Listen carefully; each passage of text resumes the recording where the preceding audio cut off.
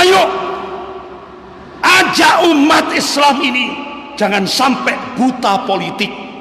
Kalau umat Islam buta politik, apa yang terjadi di Andalusia akan terjadi di Indonesia. Ayo jadikan umat Islam di Indonesia ini supaya melek politik, terutama as-siyasah as-syar'iyyah, politik syar'i, politik Islam.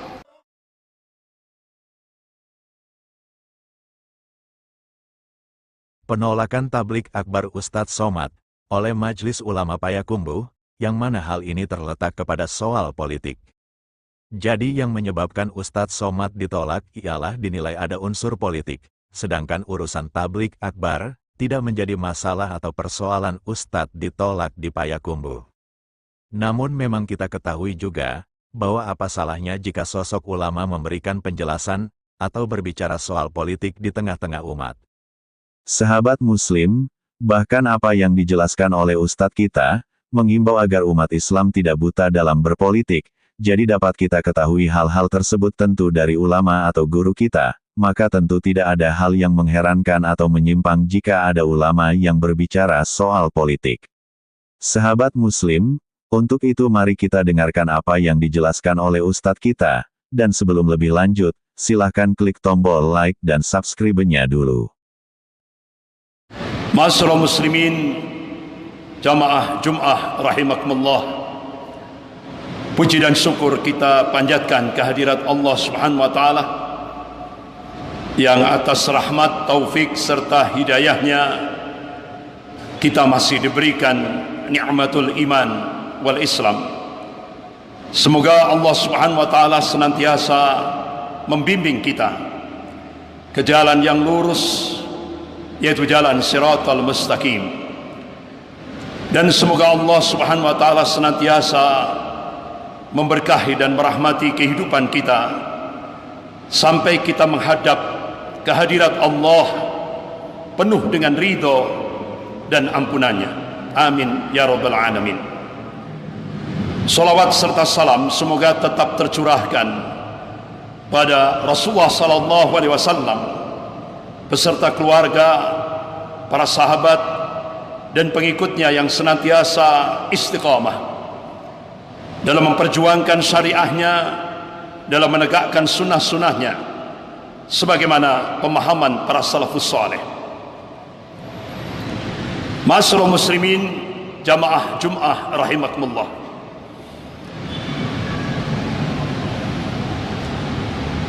Pertarungan ideologis umat Islam, lebih khusus di Indonesia, dengan golongan komunis, Ordo Yesuit, atau yang sering kita kenal dengan Kristiani radikal, kelompok nasionalis sekuler, ini berlangsung sudah sejak dulu sampai sekarang. Bahkan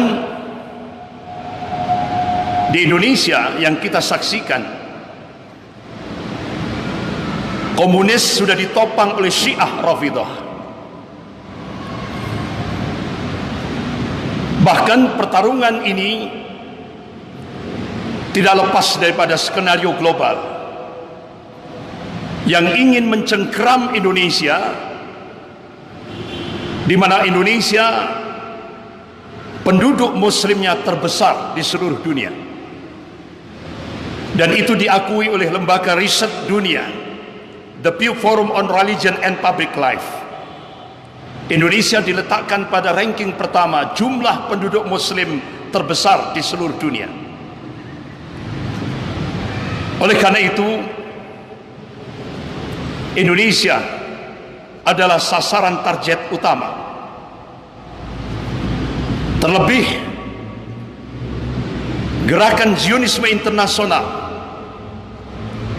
yang mentargetkan 2025. Mereka ingin mencengkram kuku-kukunya dalam semua lini kehidupan di Indonesia. Saya masih ingat apa yang dipidatokan Dr. Mahathir Mohamad ketika acara Islamic Conference Beliau pidato, the Jews rule this world by proxy. Jadi Yahudi ini ingin menguasai dunia ini lewat proksi, boneka. Kalau kita lihat kekinian, Zionisme Yahudi internasional, tangan kanannya adalah kapitalisme Amerika, tangan kirinya komunisme Cina. Jadi kapitalisme Amerika dan komunisme Cina itu adalah proksi Yahudi. Walaupun kita lihat dohirnya Amerika dan Cina seakan-akan mereka berperang, tapi itu hanya kamuflase, sandiwara. Kita diingatkan oleh Allah Subhanahu wa taala dalam surah Al-Maidah ayat 82. A'udzubillahi minasyaitonir rajim. La tajidanna ashadan nas adawatan lil ladzina amalu yahuda wal ladzina asyraku. Sungguh kalian akan menyaksikan orang-orang yang paling keras permusuhannya terhadap hamba-hamba Allah yang mukmin, kata Allah, al-Yahud, Yahudi, dan orang-orang musyrik. Kita baru tahu ada sebuah nota diplomatik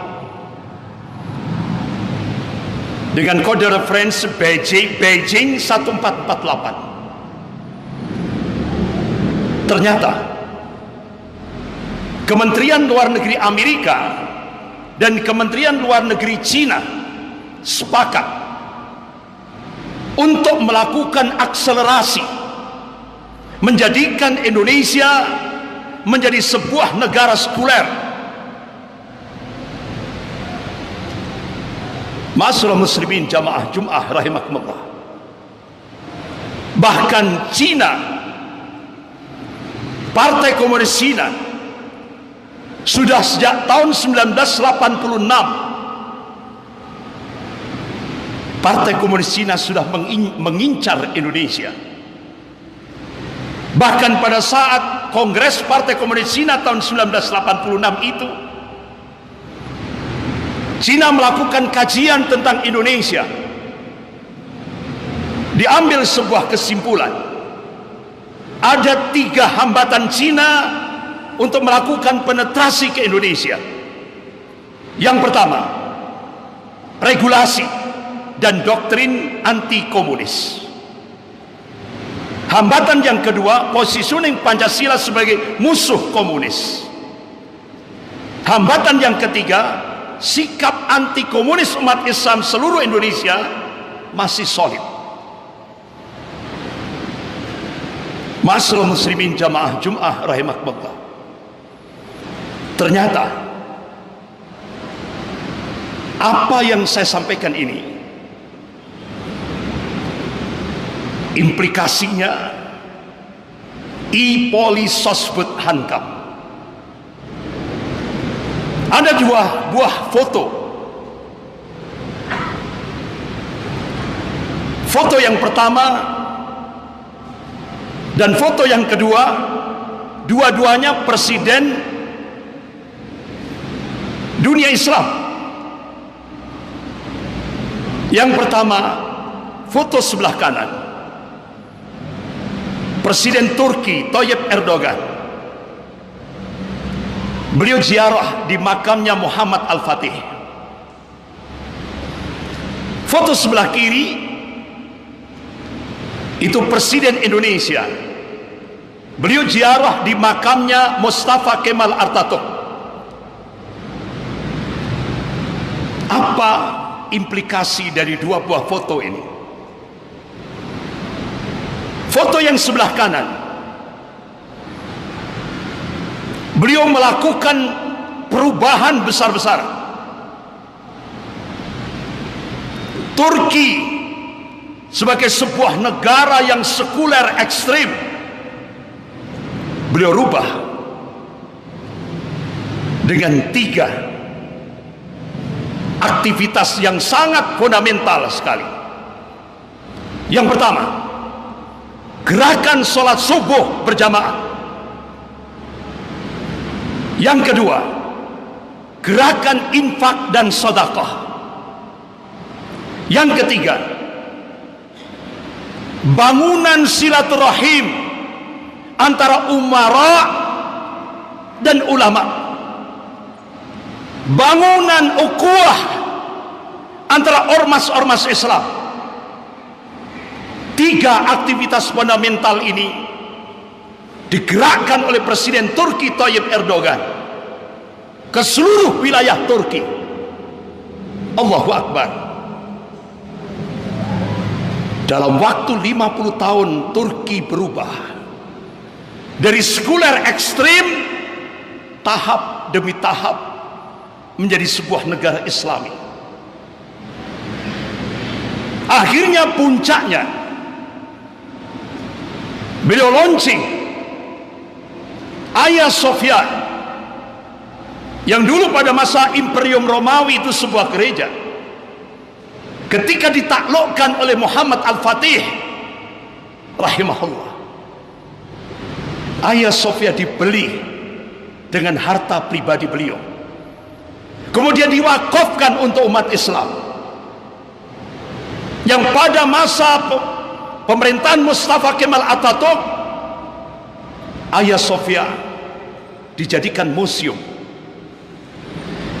Ketika pada masa Presiden Tayyip Erdogan di launching menjadi masjid, dan tepat tanggal 24 Juli 2020 Hagia Sophia digunakan untuk sholat Jum'ah dengan jargon dari Hagia Sophia ke Masjidil Aqsa. Ini benar-benar menggetarkan dunia barat. Tidak hanya sekedar jargon. Presiden Tayyip Erdogan pasca launching Hagia Sophia, yang waktu itu beliau mengundang khusus qari untuk membaca tilawah Al-Quran pada saat pembukaan Hagia Sophia untuk digunakan sholat Jum'ah pertama kali, yaitu pemuda dari Aceh Darussalam. Karena Aceh Darussalam, kalau kita buka dari sisi historis, itu masuk ke Khalifahan Turki Utsmani.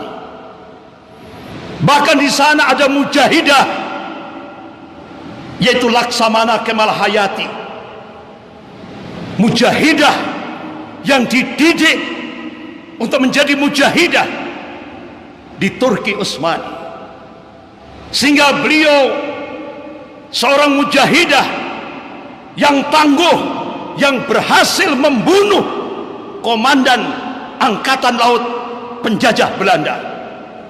Dan itu sampai sekarang sejarah itu masih bisa kita lihat di Aceh Darussalam. Tapi belum pernah mujahidah Laksamana Kemal Hayati masuk dalam buku-buku sejarah yang dibaca oleh anak-anak kita.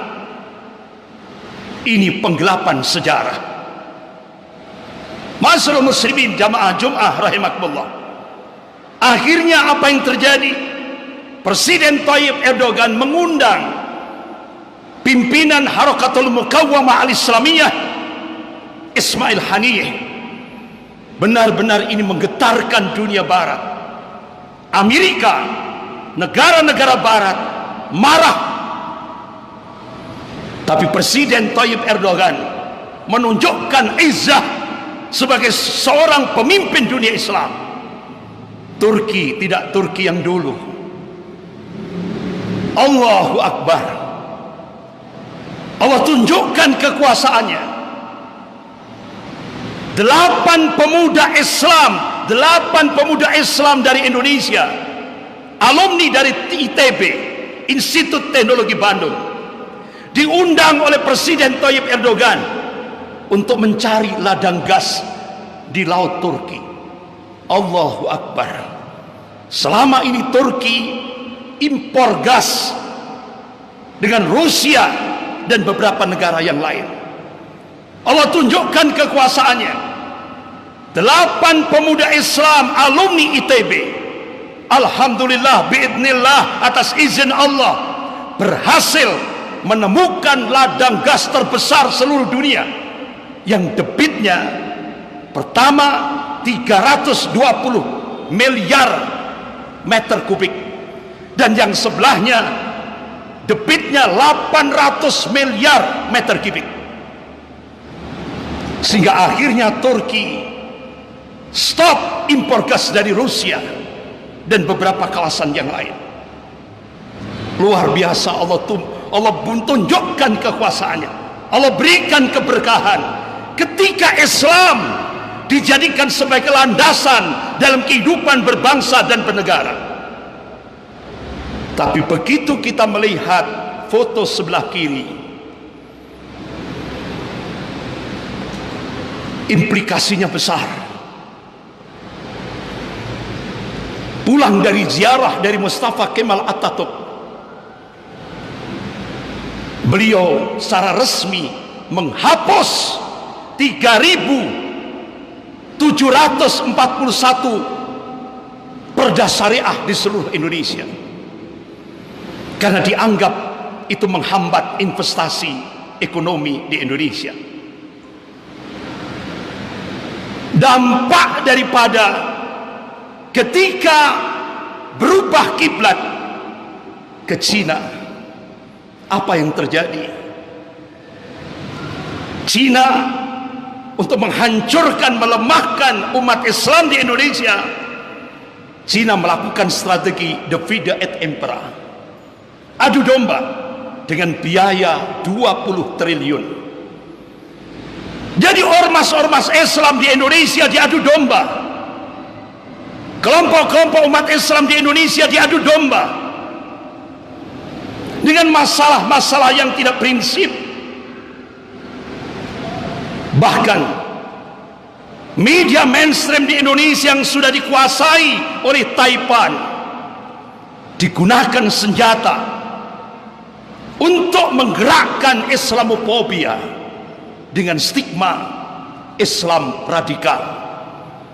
Jadi stigma radikal itu adalah hanya hantu yang diciptakan untuk menjadikan umat Islam sebagai musuh number one.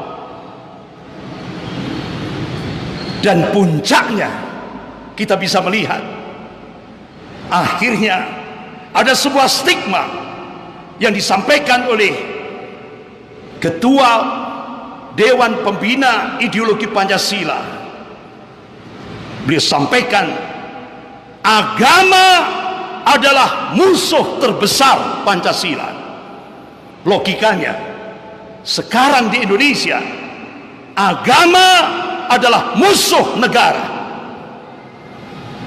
dan akhirnya puncaknya untuk menjebol poin kedua dan poin ke-1 hasil Kongres Partai Komunis Cina, dimunculkanlah rancangan undang-undang HIP. Wa makarallah wallahu khairul makirin. Mereka membuat makar dan Allah membalas makar mereka, dan Allah sebaik-baik membuat makar. Akhirnya tokoh-tokoh ulama tampil berada di garda terdepan untuk menyelamatkan negara kesatuan Republik Indonesia ini dari ancaman Partai Komunis Cina. Akhirnya Majelis Ulama Indonesia Pusat dengan ditopang didukung oleh Majelis Ulama seluruh Indonesia mengeluarkan maklumat kepada umat Islam seluruh Indonesia dari Sabang sampai Merauke agar menolak RUU HIP. Kenapa? Dasar negara Indonesia akan diganti dengan ideologi komunis.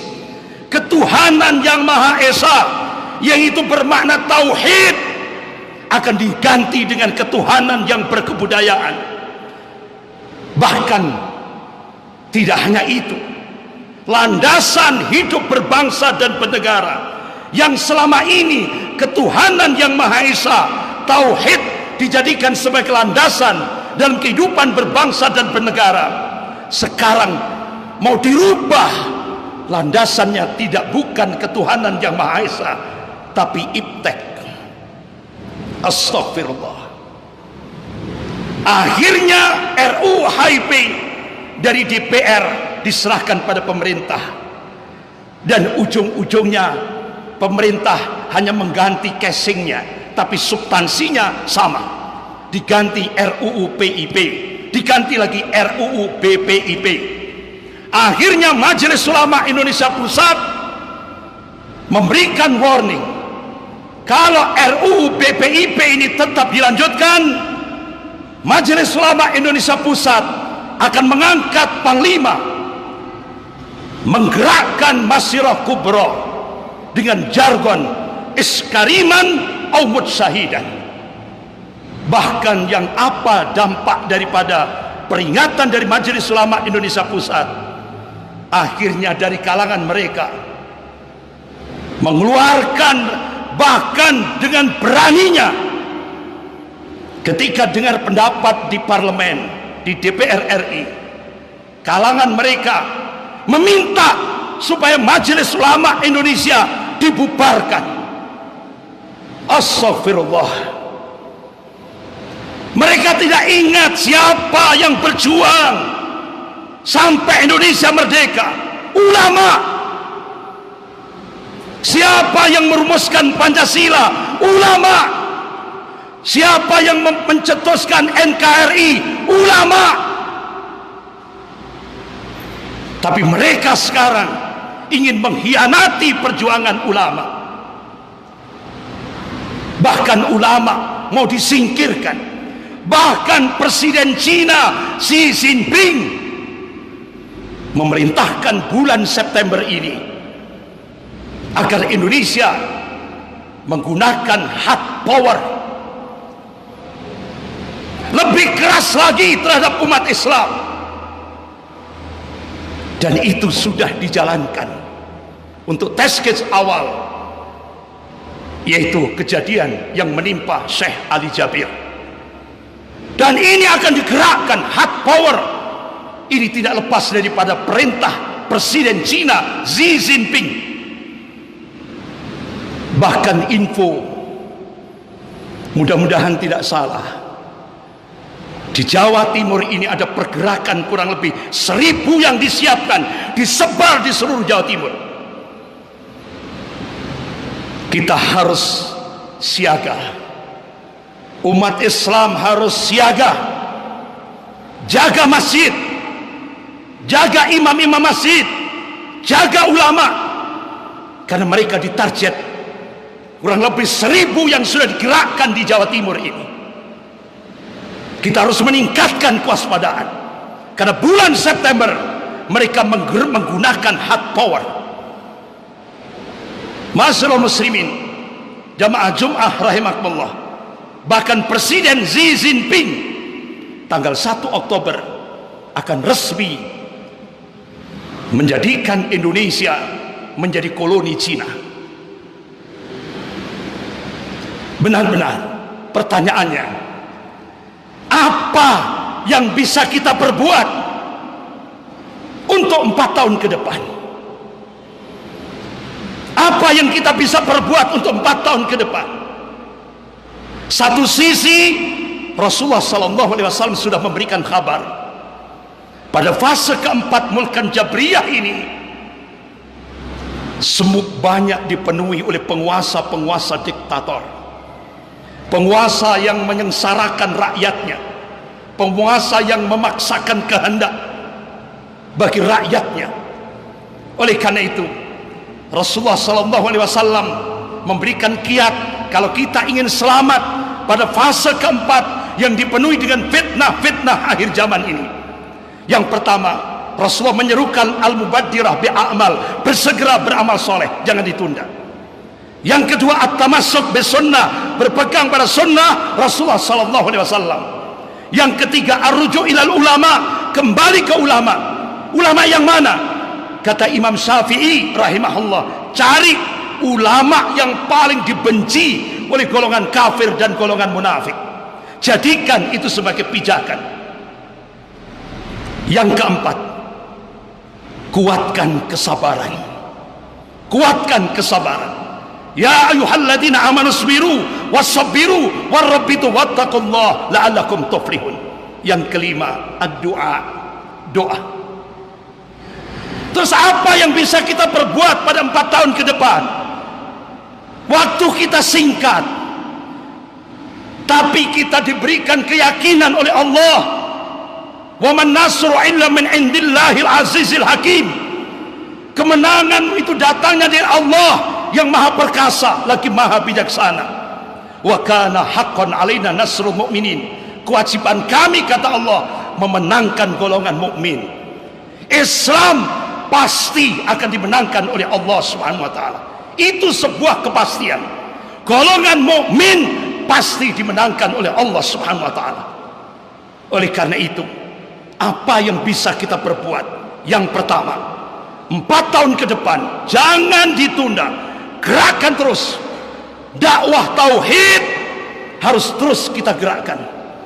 Karena itu pondasi kalau kita ingin mendapatkan al-falah, kemenangan dari sisi Allah Subhanahu wa taala. Yang kedua, tarbiyatul islamiyah. Ayo munculkan dari pesantren-pesantren kita, madrasah-madrasah kita, lembaga-lembaga pendidikan Islam kita, generasi Rabbani, generasi yang semua pola pikirnya, semua aktivitasnya rujuk ilal Quran was sunnah. Jadikan pesantren-pesantren kita, madrasah-madrasah kita, lembaga-lembaga pendidikan Islam kita menjadi sarana strategis untuk membangkitkan sofatul islamiyah, kebangkitan Islam.